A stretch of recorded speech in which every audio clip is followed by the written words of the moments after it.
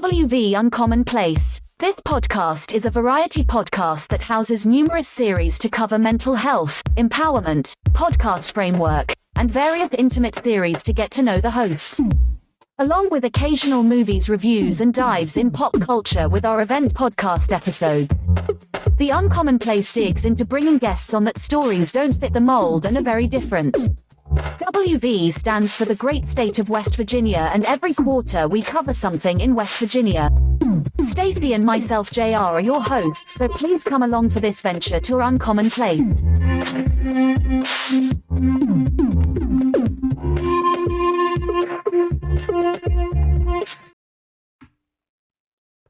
Welcome to West Virginia Uncommon Place. I'm JR, and we're moving on up this top 10 video game list, and we're at number 7.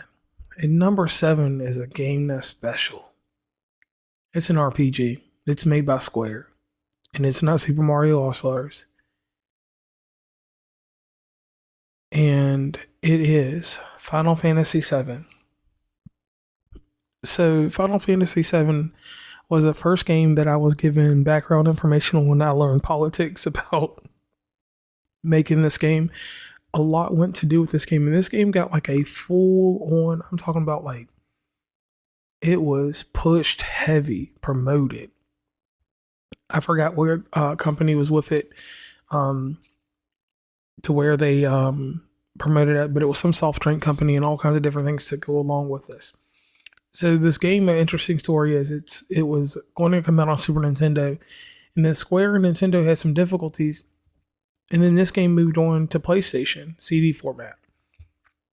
This game showed me full motion video, 3D graphics, 2D backgrounds, 3D characters. Enough stuff to keep me tied in to where I was like, hey, I love this game. I mean, it was so hype on PlayStation. And just everything else, that this game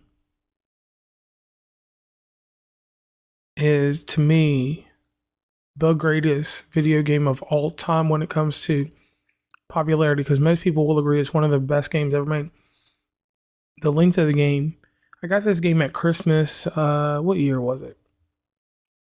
I got Christmas of 97. And so this was a whole year before Metal Gear Solid. I remember when I got this game, it took me from December until July of 98 to beat that game. And even to this day, like, I ended up buying it on the Switch and never played it. Bought it on even my iPad.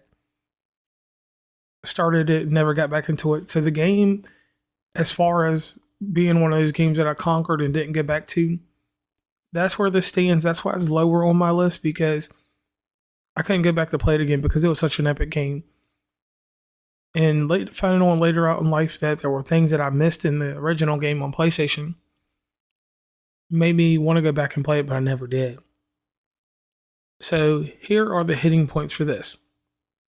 This game was every bit of one of the greatest stories I'd ever seen or heard. From the star character to the betrayals to the deaths, everything in this game, it was like a movie. And I think it's been hard for even Final Fantasies after that, because I don't even care about Final Fantasies after that point. But the way that this game was captured, it just made you want to, you had to be a part of it. And if you haven't played it, it's one of the games that you have to play. It's one of the definitive things inside of role-playing games that it set the tone, set the standard, and games still follow it to this day. And the soundtrack, just the whole direction of everything, is just kind of just the way Cloud and his party band together and bond, the materia, all the little aspects that you get from it, go further.